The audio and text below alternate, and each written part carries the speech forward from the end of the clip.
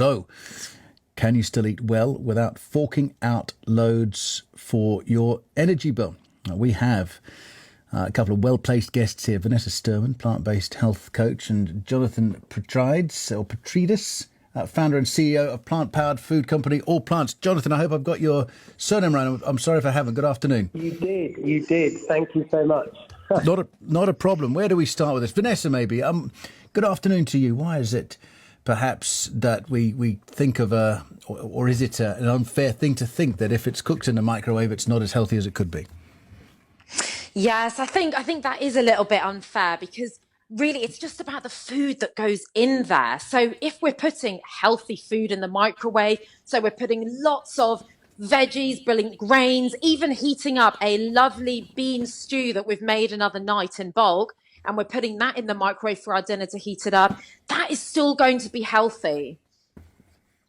Do you have something that you like to or would suggest we could cook in the microwave we may be traditionally doing on the hob or in the oven?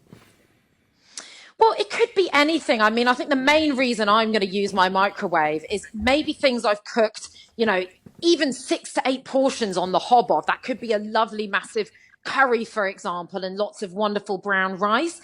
And I might heat that up in the microwave for another time. But if you wanted to cook some veggies in the microwave, for example, you could do. But my biggest tip would be cook it in bulk. Just use your hob or oven once. And then heat things up in the microwave if you really want to. That makes sense. Jonathan, come in on this and tell us first about your company and what you do. Yeah, thanks, Andrew. Well, I guess we've been touting the benefits of microwave for a long time.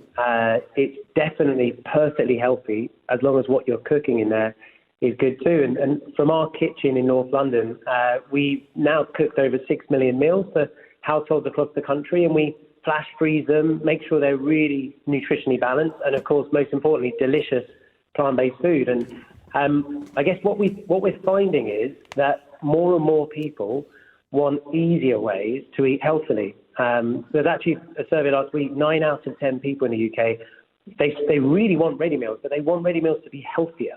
And that's what we're really taking a stance on. And so what you're producing healthy ready meals, and it's not that those that I should say exists now aren't entirely unhealthy, but super processed foods don't tend to be. So what is it that yours do that others don't? Well, sadly, I'd say that the vast majority of ready meals as we know them today, they actually are ultra processed, and they're full of additives, emulsifiers, extra refined sugars, and really high levels of salt. That's something that we set out from the start to really completely redefine. And our food is at least 2 of your 5 a day, a source of protein, but most importantly, it's just made of things you'd find in your own kitchen cupboard at home and natural plant-based whole foods. And doing that is ensuring that we're just putting great food together and saving you the time from cooking. It's an interesting concept, and I'm pleased it's working for you. Vanessa, as a health coach, it's sounding like one of the great tips there is still, and perhaps something we were all entering back into in COVID times too, the batch cooking idea, where we may well use the oven and the hob, but get it all done, get a big pot done all in one go. Yeah, that's absolutely right. People are very time poor. We've got busy lives. And even if we weren't super busy, it's not necessary to spend hours in the kitchen every day. It works so much easier if you put things together in one go. Even if you're doing a big load of roast veggies all at once. Now, we need to get so many more plants and whole foods into our way of eating. The majority of the population aren't getting enough fiber. That is vital for our gut health. So we can really improve our health if we say, well, look, I'm going to do it all in one go, get as many veggies in, whole grains, good lean protein, like more beans and tofu into our diet.